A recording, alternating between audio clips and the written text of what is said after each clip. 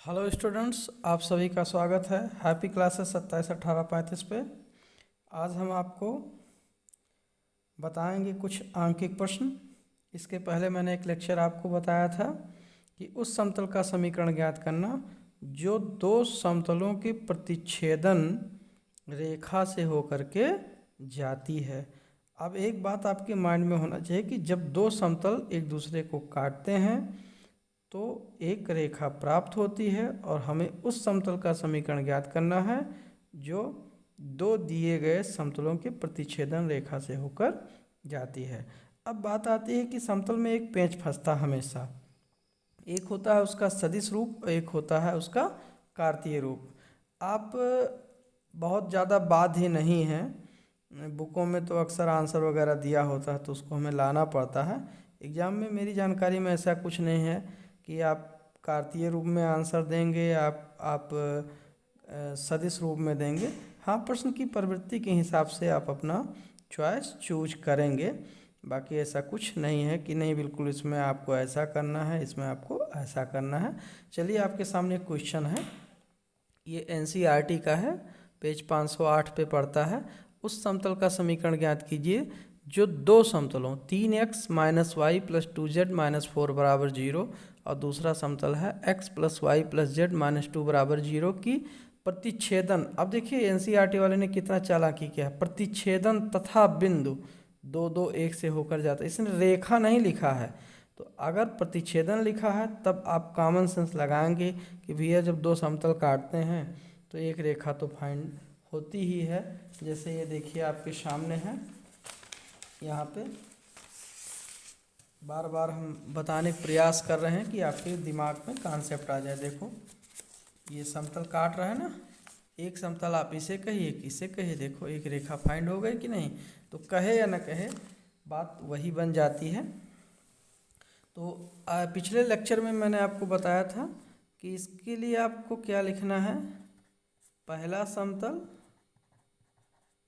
धन lambda into दूसरा समतल बराबर 0। तो देखो पहला समतल आपका क्या लिखा है, जो पहले आया उसको पहला समतल बोल दीजिए, कोई नुकसान नहीं। 3x minus y plus 2z minus 4 plus lambda, दूसरा समतल है x plus y plus z minus 2 equal to 0। अब इसको हम कहेंगे समीकरण 1 कह दीजिए। अब इसने क्या कहा कि यह बिंदु दो दो एक से होकर जाता है, यानी समतल एक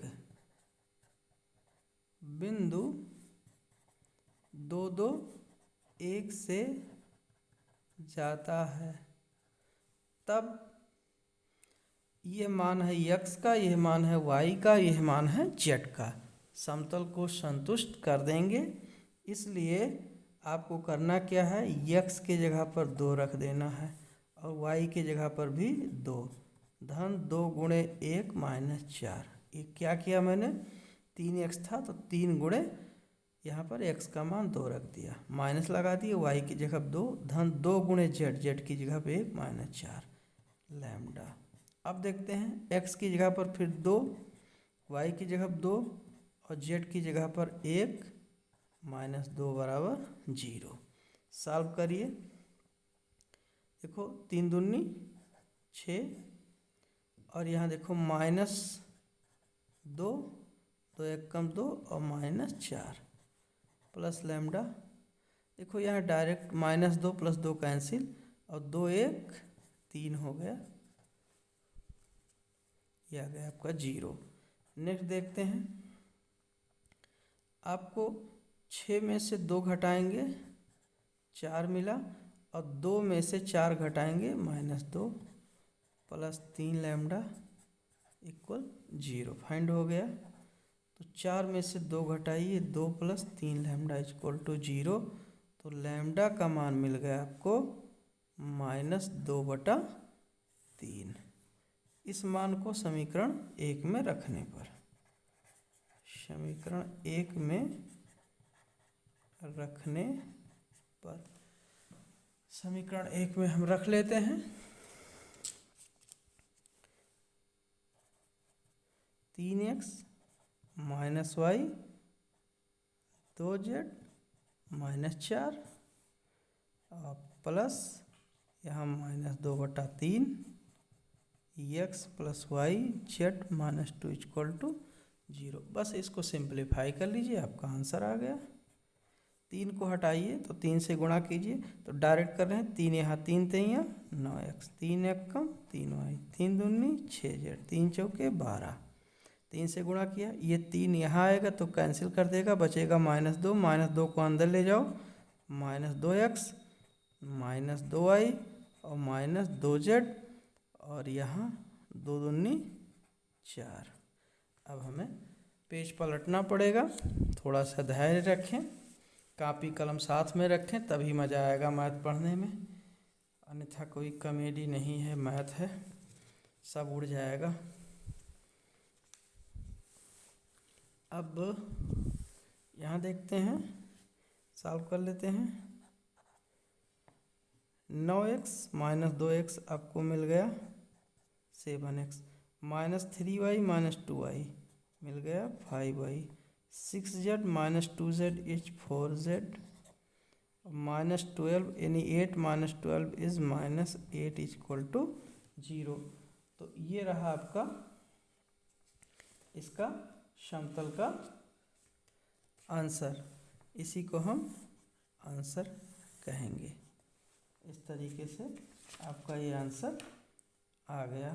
अब प्रश्न ये उठता है, क्या इसे हम सदिश रूप में भी लिख सकते हैं?